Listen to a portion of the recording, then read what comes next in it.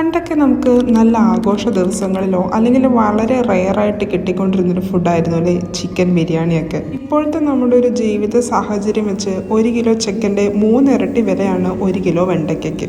വെണ്ടയ്ക്ക ഒരു എക്സാമ്പിൾ പറഞ്ഞു എന്നുള്ളൂ കേട്ടോ. നാട്ടിൽ നിന്നുള്ള എല്ലാ ഐറ്റംസിനും അങ്ങനെയൊക്കെ തന്നെയാണ്. കുഞ്ഞുള്ളി, ചക്കക്കുരു, കപ്ലങ്ങ എന്ന് പറഞ്ഞ് എന്ത് സാധനങ്ങൾ വേണമെങ്കിലും നല്ല പൈസയാവും. അപ്പോൾ ചിക്കൻ എന്ന് പറഞ്ഞിട്ടുണ്ടെങ്കിൽ നമ്മുടെ ജീവിതത്തിൻ്റെ ഒരു ഭാഗമാണിപ്പോൾ. പിന്നെ ഒരു ഓഫ് ഡേ ഒക്കെ കിട്ടിയിട്ടുണ്ടെങ്കിൽ ചോറും പലതരം കറികളും ഉണ്ടാക്കുന്നത് വെച്ച് നോക്കിയാൽ കമ്പാരിറ്റീവ്ലി എളുപ്പമാണ് ഒരു ചിക്കൻ ബിരിയാണി അങ്ങ് തട്ടിക്കൂട്ടാൻ. അപ്പോൾ ഇന്നത്തേത് ഒരു തട്ടിക്കൂട്ട് ചിക്കൻ ബിരിയാണിയാണ് കേട്ടോ. ഇനിയാണെങ്കിൽ അടുത്ത ദിവസത്തെ ബ്രേക്ക്ഫാസ്റ്റ്, ലഞ്ച്, ഡിന്നർ എല്ലാം ബിരിയാണി തന്നെ. ഒരു പ്രൊഫഷണൽ കുക്ക് അല്ലാത്തത് കൊണ്ടും ഇത് നമ്മുടേതായിട്ടുള്ളൊരു തട്ടിക്കൂട്ട് സ്റ്റൈലായതുകൊണ്ടും റെസിപ്പിയും കാര്യങ്ങളും ഒന്നും എക്സ്പ്ലെയിൻ ചെയ്യുന്നില്ല കേട്ടോ. അങ്ങനെ ബിരിയാണി പാത്രത്തിലായി. ആഹാ.